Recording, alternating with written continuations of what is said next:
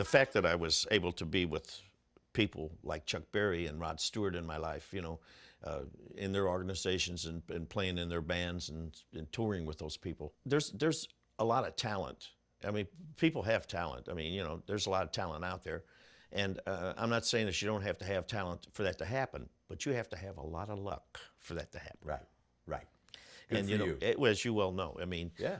There's a lot of wonderful musicians that had to give it up because of one reason or another, and then they had families, and they had this, and they had that, and they had bigger bills to pay, and they couldn't take the chance, and you know, for whatever reason, or they didn't get work as much as they needed, and they had to get out of it, and you know, it's a shame. The whole time I'm with Rod Stewart, when I would come home on a respite between a tour, between recording or whatever it might be, it could be as much as 2 months sometimes, 3 months before, you know, things would start happening again. You know that, it works. Right, So, that's right. I mean, with the Ozark Mountain Daredevils, I mean, you guys are in the same boat, Sure, you know. sure. And so when I come home, I would work. I would find a place that might want to have me, you know, and whatever band was there, I'd come in and I'd do my little thing, you know, and play in front of them and be billed with as Billy Peak and draw a crowd and whatever. And I always kept working even between the Rod Stewart things in St. Louis. So that when that came to an end, it was like I never left. I would just picked up and still had a gig. You know, still had places to play. Oh, that's fantastic. Because people forget you if you don't play, man.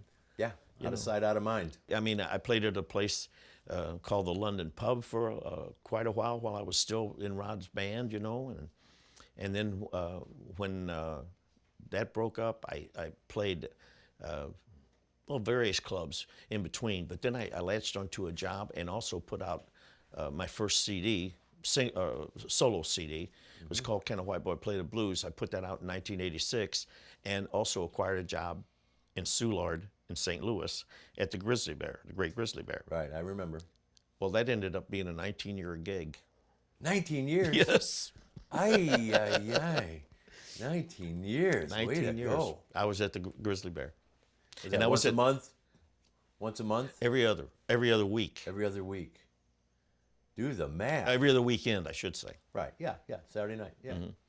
You're still playing every Saturday night. Yeah. And I could actually, I mean, I could probably play more than I do, but I don't want to, you know, play any more than I have to. Right. Because it's like the saying goes, you can't stop playing because people forget you. But if you put yourself before the public too much, you don't draw as good.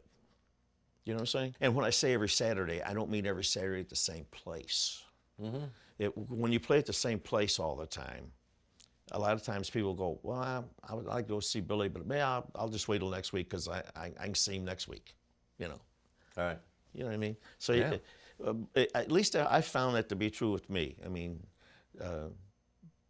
if I limit where I play and I don't play as much, I seem to draw a little bit bigger of a crowd. So That's how it works, man.